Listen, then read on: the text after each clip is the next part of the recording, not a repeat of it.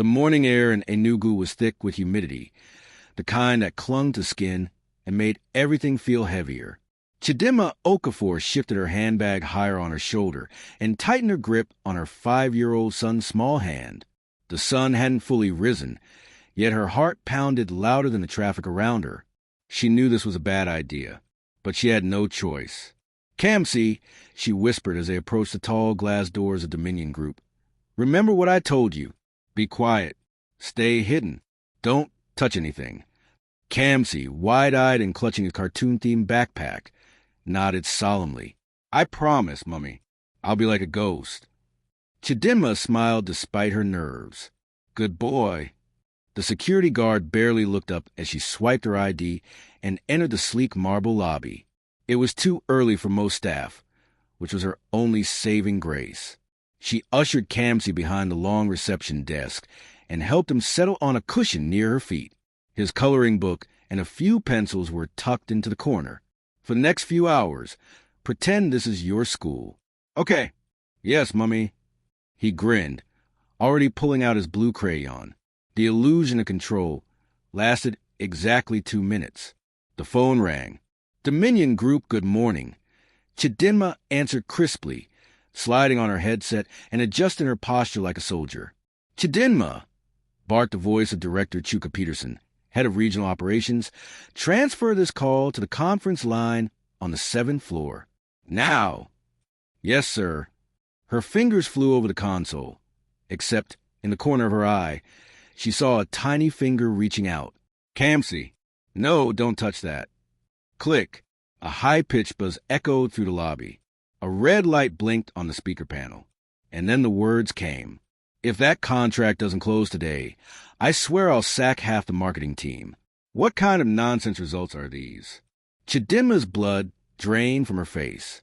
The director's voice was now live on the entire building's loudspeaker. "No, no, no," she gasped, slamming every button she could reach. "Turn off! Off! Off!" But the machine refused to obey. The security guard stared, frozen mid-sip of his coffee. An HR rep dropped her folder. Even the cleaner paused, mop in hand. The whole floor was paralyzed by the booming voice of the angry director ranting about incompetence and lazy staff. Finally, in desperation, Chidinma yanked the phone cable from the wall. The monitor blinked off. The lobby fell into dead silence. She looked at Kamsi, still holding the button like it was a lollipop. Then came the voice that made her knees go weak. What in God's name is going on here? Ngozi Uma, the reception floor supervisor, stood at the entrance in her signature white blazer and blood-red heels, arms folded tightly. Her bun was so tight it looked like it could pop off from sheer tension. Her eyes fell on Kamsi. What is this child doing here? Chidinma jumped up, shielding her son like a lioness. "Please don't talk about him like that. This is a corporate office, not a creche." Ngozi snapped. "Do you have any idea what you just done?" I didn't mean to," Chidinma stammered. That little brat pressed the speaker button and compromised a confidential meeting. Chidinma stood straighter, voice shaking but firm. "It wasn't him.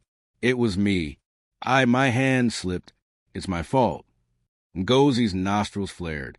"That's a lie. I saw him press it. Everyone saw him. He's a child. A 5-year-old child. I'll take the blame, but don't insult my son." The lobby, though silent, was watching. Ngozi scoffed. "Perfect. Then take full responsibility." She ripped Chidinma's ID badge from her blouse. "You're fired." The words hit like a slap. Chidinma's breath hitched. Her world tilted. "Fired? Just like that?" Tears pricked her eyes, but she didn't let them fall. She bent down and took Kamsi's hand. "Come on, baby. We don't need this place." As the automatic door slid open, the skies responded. Rain, heavy and cold, poured down like judgment. Kamsi looked up and asked innocently, "Mummy, is the sky crying with us?" Chidinma smiled through her pain. "No, my love. The sky just wants to see if we know how to swim." They walked through the storm, no umbrella, no destination. Just a faint hope that the world wouldn't collapse completely. Kamsi clung to her neck, his backpack weighing down her shoulders, her blouse soaked through. "Mummy, why are you walking so fast?" "Because we're going home." A lie. She didn't know where home even was anymore.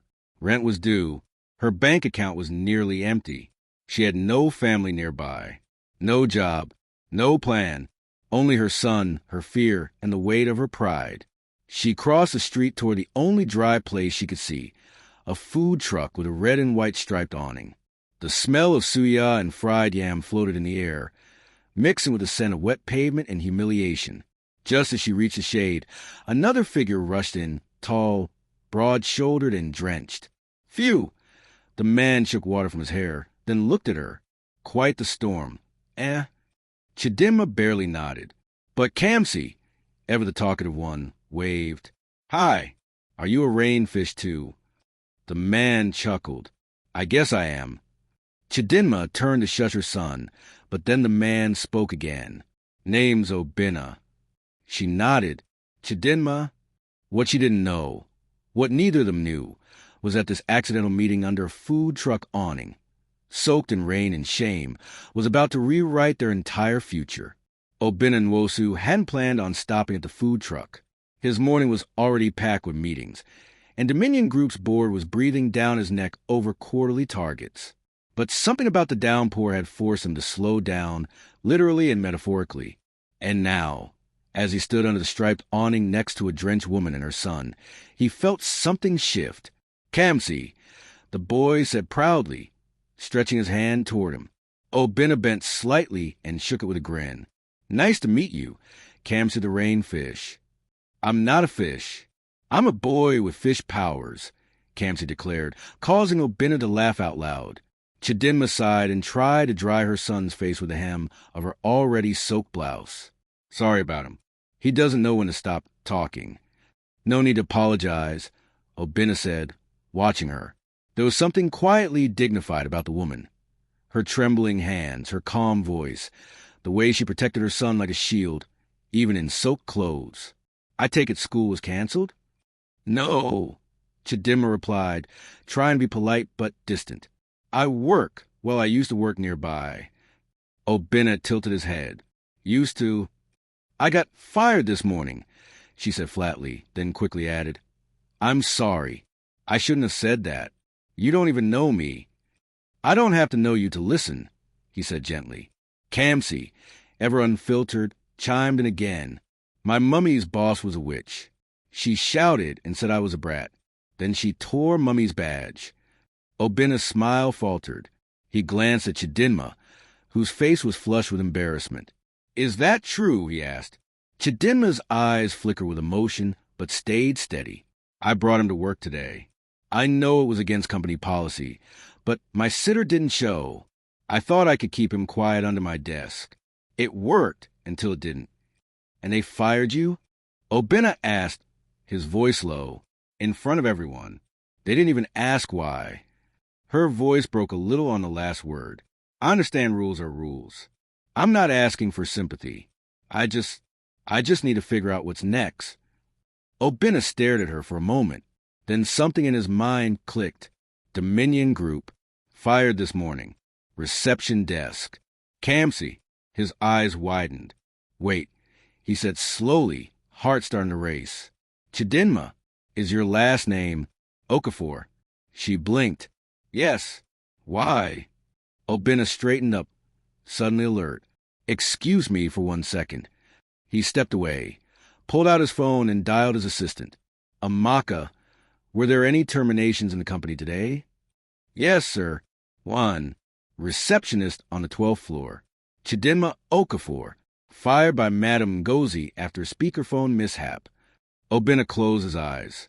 "I want her address and phone number on my desk within the hour, and tell facilities to prepare a small space on the 12th floor. I'll send the specs." "But, sir..." "Now, Amaka." He hung up and returned to the awning. Chidinma looked at him suspiciously. "Everything okay?" "Listen," Obinna began but paused. It was too early to reveal who he really was. She didn't recognize him without the suit, and for once he liked that. Liked being seen as a person, not a CEO. Do you have somewhere to go? He asked instead. No, she admitted quietly. But I'll figure something out. I always do. Kamsi tugged on Obinna's pant leg. Can we come to your house? You look rich. You probably have a generator. Kamsi, Chidinma hissed. Obinna laughed again, and something in that moment settled inside him. He didn't know what exactly. He just knew this wasn't over. The next morning, Obinna walked into Dominion Group's towering headquarters with new purpose. His assistant Amaka was waiting, as always, with a neat tablet and today's schedule. Mr. Nwosu, you have the investors' call at 9, a budget meeting at 11, and... Cancel everything until noon, he said. Amaka blinked. Sir, I said cancel. I'm going to the 12th floor. She quickly stepped aside as he moved past. The elevator ride felt longer than usual. When the doors opened, he found the temporary receptionist chewing gum and barely paying attention to the phone. Where's Ngozi? In her office. But she's in a Zoom call. Obinna didn't wait. He knocked once and pushed open the door. Ngozi jolted in her seat. Sir, I didn't expect. Stand up, Obinna said flatly. She obeyed, slowly, eyes wide. Explain to me, in detail, why Chidinma Okafor was fired. Ngozi's lips curled. She broke policy. She brought a child to work. The boy caused a serious disruption. Enough, Obinna cut in. Did you ask why she brought him? She said her babysitter bailed. And instead of showing compassion, you tore her badge in front of everyone. You humiliated a hardworking, punctual, well-reviewed staff member with 0 prior offenses. Ngozi's lips thinned. That's irrelevant. We have protocols. Obinna leaned in. And I have principles. He pointed at the screen. That's a personnel file. I've read every line. You fired one of our best staff because you lack empathy. I want a reinstatement letter signed and sent to her today with a salary increase and a formal apology. Ngozi paled. But... And a child-friendly work corner will be created on this floor, effective immediately. Understood. Yes, sir. Obinna stepped out and called Amaka. Has Chidinma's contact info been found? Yes. Should I call her? No, he said. I'm going myself. Chidinma stood outside Star Eyes Cafe, her reflection in the glass window barely recognizable. Her agency-issued uniform hung awkwardly on her frame, too big, too faded. She sighed and reached for the spray bottle and squeegee in the cleaning supply bucket. 80,000 in rent, 215 in the bank. 1 child, 0 job offers, and 1 small miracle, she muttered under her breath. This cleaning gig wasn't glamorous, but it was honest. 8 hours of wiping windows would at least keep Kamsi fed through the weekend. She was scrubbing the second window when a familiar voice stopped her. Excuse me, Chidinma? She turned slowly, the squeegee nearly slipping from her fingers. Standing behind the glass with a steaming cup of coffee in hand, wearing a crisp navy blue suit and an uncertain smile, was Obinna. Her heart stuttered. You, she began, unsure whether to feel embarrassed or furious. I didn't expect to see you here, he said. I could say the same. She straightened her back, instinctively smoothing her oversized shirt. What brings the CEO of Dominion Group to this part of Enugu? Obinna chuckled. You recognize me. I'm not as clueless as I look. No, you're not, he said with a soft, almost admiring tone. Chidinma looked away, flustered. If you're here to check on your former receptionist, you don't have to. That's not why I'm here. I'm here because I made a mistake. Or rather, a mistake was made and I let it happen. She stared at him. What do you mean? I know what happened at the office yesterday. I reviewed the case myself. You were wrongfully terminated, and I've already reversed it. Her lips parted slightly. You did what? You're reinstated. Effective immediately. New title. Better pay.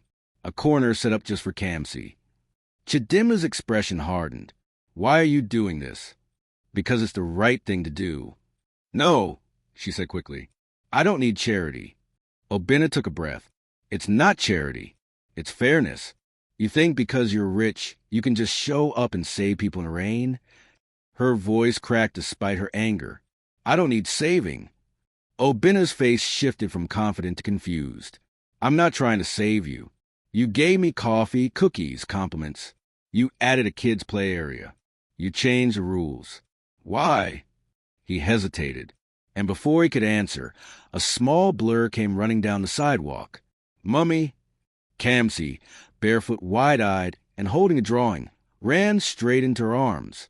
Obinna, he shouted happily, the man with wet dog hair. Chidinma closed her eyes. Kamsi, what are you doing here? You were with Mama Amaka. She said you're working here, and I wanted to show you my superhero drawing. Obinna crouched beside him, still catching his breath. Let me see. Kamsi handed it over. It was a colorful crayon sketch, 3 stick figures under a bright yellow sun. One tall, one short, one with a big afro. That's you, Kamsi pointed. And that's me and that's Mummy. We're a family now, right? Obinna looked at Chidinma with wide eyes. She couldn't speak. The weight of her son's innocent assumption, the truth she wasn't ready to face, sat thick in the air. I'm just a friend, Obinna said softly. Kamsi shrugged. But you bring us food and laugh with Mummy. That's what daddies do. Kamsi, Chidinma whispered. Obinna stood up and faced her. Let me make a different offer.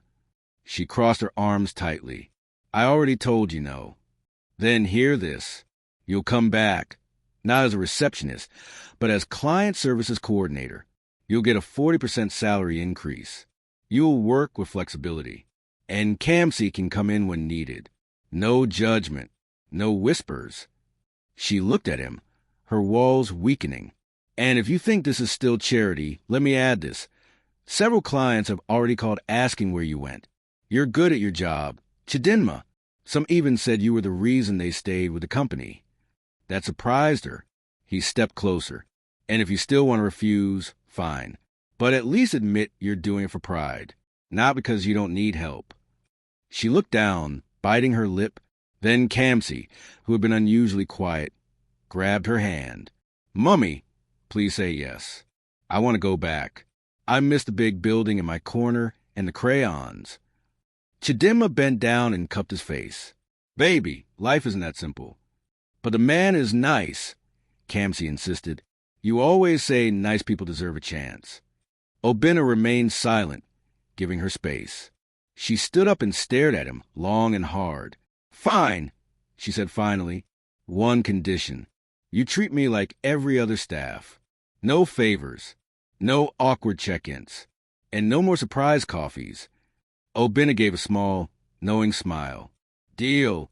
2 days later, Dominion Group's lobby was a different place. The new receptionist's desk gleamed under soft lights. A golden nameplate read Chidinma Okafor, Client Services Coordinator. Beside it, a cheerful glass room filled with crayons, books, and beanbags stood open. Kamsi's corner. Kamsi ran ahead, squealing in delight. My own mini office. Chidinma couldn't help but smile. Welcome back, said Amaka, Obinna's executive assistant. Obinna, Mr. Nwosu is very happy you returned. Chidinma adjusted her blouse and nodded. Thank you. As she began to settle in, Obinna appeared beside the desk with an innocent smile and a brown paper bag. She raised an eyebrow. I thought we said no more surprises. I didn't say it was for you, he teased. Technically. Kamsi asked me to bring chin-chin. From his corner, Kamsi popped up and waved. Thank you, Uncle Obinna. Chidinma shook her head. Behind her smile, she didn't notice Amaka watching from the hallway with quiet amusement. She had never seen Obinna come down to this floor so often before. For the first time in weeks, Chidinma Okafor felt a sense of rhythm return to her life. Mornings began with Kamsi hopping beside her, his little backpack swinging behind him, and ended with dinner over laughter and questions like, Mummy, why don't you marry Uncle Obinna already? She would laugh and shake her head, pretending the question didn't sting somewhere deep. At Dominion Group, things had also changed. Obinna Nwosu had become a regular feature on the 12th floor. Too regular. He showed up with accidental muffins, misplaced printouts, or casual questions about schedules. No one bought the excuses, not even Chidinma. "You know this is becoming a habit, right?" She'd tease one morning, after catching him at the water cooler again. Obinna smiled, boyish and unconvincing. "Maybe I just like the water on this floor." "Or the company," whispered Amaka, who passed by grinning like someone watching a live romantic drama unfold. But not everyone found amusing. From her cramped office on the 11th floor, Ngozi Uma watched through the window with fury in her chest. She had been demoted, yes, not fired, but reassigned to a back office role that smelled like punishment and tasted like exile. In her mind, Chidinma hadn't just been reinstated. She had stolen something. Attention, respect, Obinna's favor. And Ngozi wanted it all back. That's when she saw the report. Each month, the department filed client satisfaction reports. One of those reports, Chidinma's, sat on Ngozi's desk awaiting data consolidation. As she read through the feedback, her lip curled. All positive. Praise after praise. Client service is excellent. The new coordinator is responsive and friendly, always calm under pressure. Ngozi's fingers tightened on the paper. Then a wicked idea bloomed. 2 days later, the office buzzed with quiet energy. Kamsi was coloring in his corner, humming to himself. Chidinma was reviewing appointment schedules when the scent of strong perfume hit her nose like an alarm bell. Ngozi. She appeared like a storm cloud in stilettos, heels echoing against the tile. Chidinma stood, confused. "Ngozi, don't play innocent." Ngozi snapped, slamming a thick folder onto the desk. "Do you want to explain this disaster?" Around them, employees froze. Phones lowered. Conversations hushed. Chidinma opened the folder and scanned the report. Her brow furrowed. "This isn't mine," she said quietly. "Oh, it's yours," Ngozi hissed. 3 clients have dropped services, and 2 said you were rude on calls. "That's not true. I haven't even handled those clients." "Are you calling me a liar?" "No, I'm saying, you think just because Mr. Nwosu likes you, you can do anything? That you're untouchable?" The words hung like a guillotine. And that's when Kamsi looked up from his corner, blinking innocently. "Auntie Ngozi," he said loudly. Ngozi froze. "What?" "You're lying," he said with a shrug, like it was the most obvious thing in the world. "I saw you changing numbers on those papers yesterday. You used your red pen." The lobby went still. Ngozi's eyes went wide. "What were you saying?" "You had those papers on your desk," Kamsi continued, climbing onto his little chair. "I was drawing on the floor, and you didn't see me. You kept crossing things out and writing new stuff." Ngozi turned crimson. "You can't believe a child. He's 5. But he's not lying." Chidinma said slowly, anger replacing fear. "He has no reason to." "You little pest." Ngozi snapped. This is what happens when children are allowed in offices. Before Chidinma could respond, a voice interrupted. "Enough." Obinna stood by the elevator, arms crossed, face unreadable. "I heard everything." He walked over slowly, the room still holding its breath. Then he turned to Kamsi and bent down. "Is that true, champ?" Kamsi nodded. She said she would make it look like Mummy made mistakes. "So you wouldn't like her anymore." Obinna stood. "Ngozi Uma," he said coldly. "You altered official documents and attempted to sabotage a staff member." Ngozi's voice cracked. "You're going to take the word of a child over mine?" "I've taken his word. I've reviewed your file. And guess what?" He pulled out his tablet and tapped once. "You forgot that our printer logs show who prints and edits what and when. Your version of the report is the only one with timestamp changes." Ngozi paled. "Security will escort you out." Obinna finished. "And believe me when I say this. If you weren't once a respected manager, we'd press charges for document falsification. You can't do this. Everyone sees what this is," she screamed as security approached. "Favoritism. You're just protecting her because you're in love." Silence. Again. Obinna turned, slowly. "You know what, Ngozi?" he said with quiet calm. "You're right. I am protecting Chidinma. because she is loyal, honest, hardworking, and she deserves better than to be treated like dirt just because you couldn't control your jealousy. Ngozi's mouth dropped open. She was surviving. You were scheming. And in the end, truth always wins. As security let her out, Obinna turned to face the office. And if anyone here believes that standing up for someone like Chidinma is favoritism, then maybe you're working the wrong company. Chidinma stood frozen, Kamsi clinging to her side. Then Obinna looked her in the eye. Some people deserve to be favored. And with that, he left, leaving Chidinma stunned, and the office buzzing with murmurs of approval. By the end of the week, Dominion Group was no longer the tense environment it had once been. Smiles came easier. Greetings were warmer. And in the center of it all stood Chidinma Okafor, back at the front desk with grace, her confidence renewed. Kamsi, of course, was now something of a celebrity. He had become best friends with half the staff, declared Sandra from HR as office auntie, and managed to draw superhero pictures for nearly every department head. One of them, Obinna dressed as Batman, now sat proudly framed on Obinna Nwosu's desk. But for Chidinma, the closeness growing between her and the CEO wasn't something she could dismiss with a laugh. Not anymore.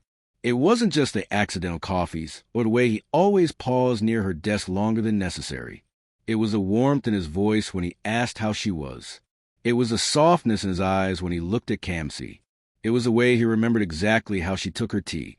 2 cubes of sugar, no milk. And today it was a lunch. A full spread of jollof rice, fried plantain, grilled chicken, and Chapman drinks laid out in one of the smaller conference rooms. A little staff gathering. Obinna had said with an innocent smile. Informal. But when Chidinma walked in, she noticed something odd. There were only 7 people in the room. Margaret, the assistant. Sandra. Chuka from marketing. Roberto, the accountant. Kamsi, of course. And her. Obinna stood by the whiteboard, smiling like a nervous schoolboy. Chidinma's eyes narrowed. This is a setup, isn't it? What? No, he said, entirely unconvincing. Margaret winked behind her drink. Roberto whispered to Sandra, finally, let's see if he confesses. As plates filled and laughter began, it wasn't long before Kamsi, who had been unusually quiet for nearly 10 minutes, looked around and asked, Mummy? Uncle Obinna? Everyone turned. Yes, dear? Chidinma said, Are you two dating now? Obinna nearly choked on his Chapman. The room exploded in laughter. Leo! Chidinma hissed, mortified. What? It's a fair question, Kamsi said, completely serious. Uncle Obinna is always bringing food, and they stare at each other like people in love on TV. Obinna tried to recover. Well, that's, Kamsi leaned forward dramatically, eyes wide. Just say it. Do you like my mummy? The room went quiet. Obinna looked at Chidinma. Her cheeks were bright red, but she didn't look away. I do, he said finally. I really do. Gasps and giggles erupted around the table. Sandra clapped. Roberto raised a soda can in salute. Chidinma stared at him, lips parted in disbelief. And you, mummy? Kamsi continued with deadly determination. Do you like him? Chidinma looked at Obinna, and in that moment, with everyone watching, something inside her gave way. I do, she whispered. Louder. Kamsi shouted like a game show host. I like him, she said louder now. A lot. The table broke into applause. Even Margaret wiped away a fake tear. Kamsi clapped the loudest. So now you're boyfriend and girlfriend. Obinna laughed, turning a deep shade of crimson. It's a little more complicated than that. But not too complicated. Chidinma added with a teasing smile. Everything felt light, joyful. Until the knock came. A tall woman in a sharp navy blazer stepped into the room, uninvited. The room fell silent as the woman's eyes swept over Chidinma, then landed on Obinna. Kamsi, the woman said softly. The boy looked up, confused. Do I know you? The woman smiled tightly. You should. Chidinma slowly rose to her feet. Excuse me, who are you? The woman raised her chin. My name is Obinna Nwosu, Obinna's ex-fiancée. And your son, she pointed at Kamsi, is my nephew. The silence that followed was deafening. Obinna stood slowly. Ifeoma, what are you doing here?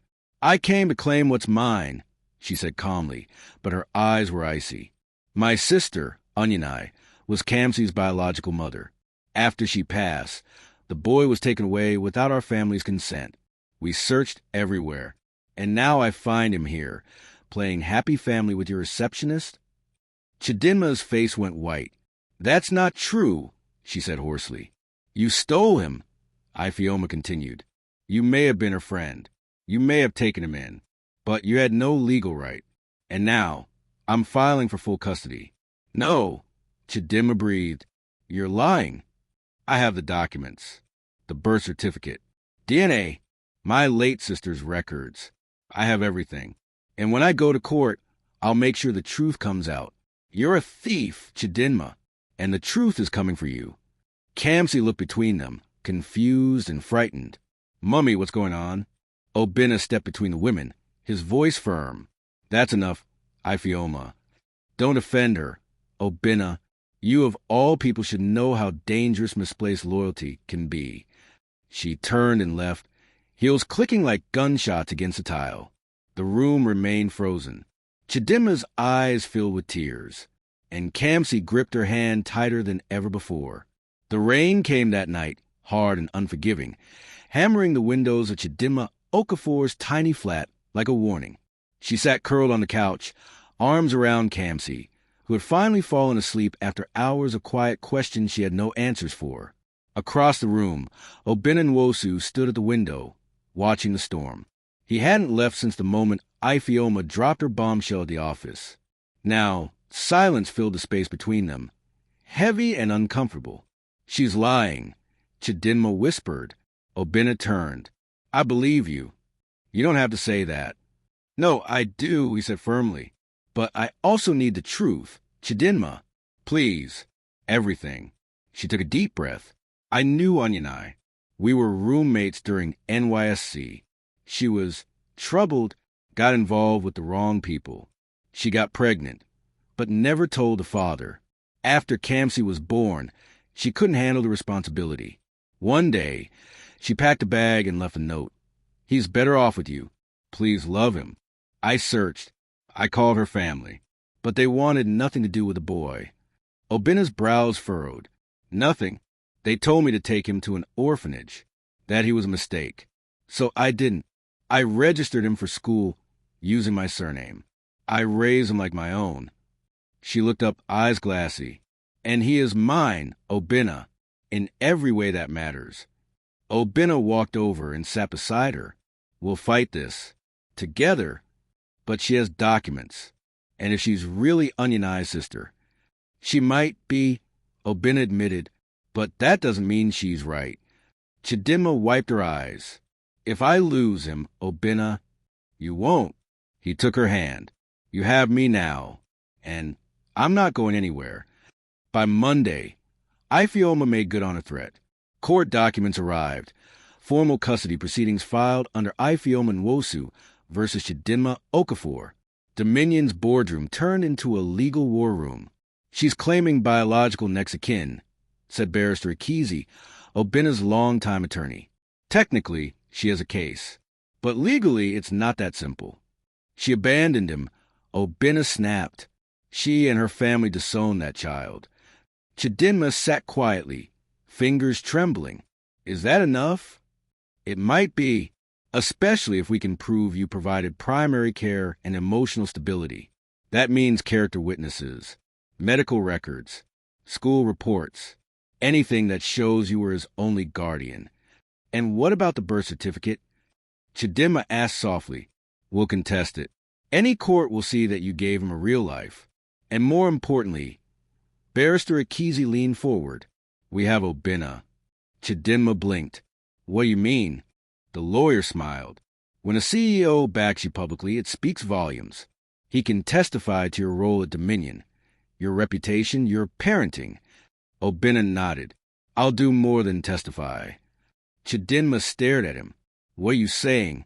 I want to marry you. The room fell silent. Barrister Akizi blinked. That would definitely help the case. Chidinma stood. No, you're not going to marry me because of court. I'm not, Obinna said, rising too. I'm going to marry you because I love you, because I love Kamsi, because you both brought something into my life I didn't even know I needed. Tears spilled down her cheeks. This isn't how I imagined this. Me neither, he said with a wry smile. But maybe that's what makes it real. The day of the hearing. The courtroom buzzed with quiet tension. Ifeoma sat with a smug expression, dressed in conservative navy, clutching a stack of paperwork. Across the room, Chidinma held Kamsi's hand. He wore his best shirt. Obinna stood behind them, a protective presence. The judge entered. Barrister Akizi made a powerful case. He laid out Chidinma's years of care. He submitted school records, doctor visits, even video footage of Kamsi playing joyfully at Dominion's Kids Corner. Obinna testified passionately. He's not her biological son, Ifeoma argued. My sister's blood runs in his veins. But you abandoned him, the judge replied.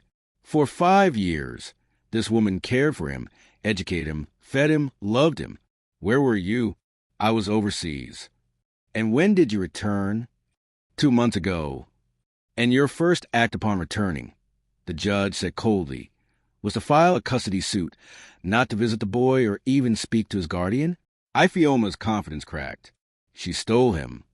No, the judge said firmly. She saved him. He turned to Chidinma. Do you wish to adopt the child legally? Yes, your lordship. He is already my son in every way that counts. And you, Mr. Nwosu? The judge asked. I want to join her, Obinna said without hesitation. Formally, as husband and father. The courtroom murmured. Then I see no reason to deny it, the judge said with finality. Full custody remains with Chidinma Okafor, with adoption rights to follow. Case dismissed.